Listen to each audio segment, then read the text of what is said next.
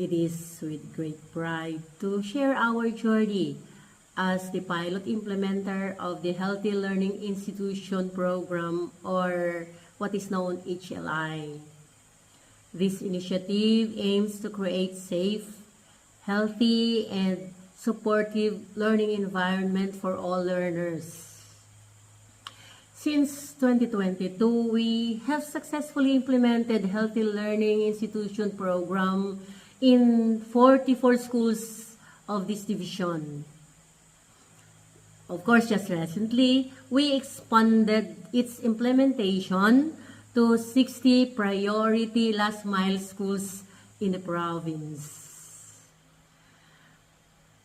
This is, of course, to ensure that even the most remote learner will be able to experience the benefits offered by the program.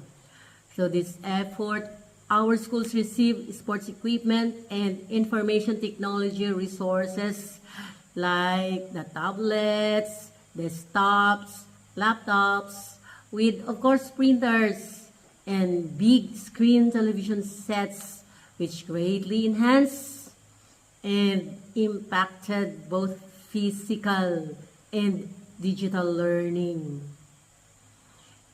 In addition, our teachers and PTA officials have been capacitated on vital health programs by the Department of Health, or the DOH, including mental health, adolescent reproductive health, or the ARH, on vaccination campaigns.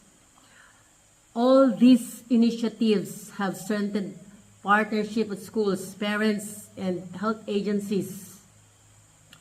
Even our local government units making health a shared responsibility.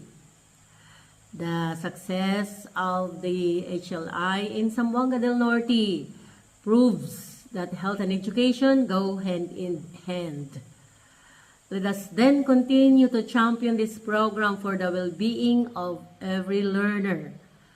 Together, we build a healthier and smarter future.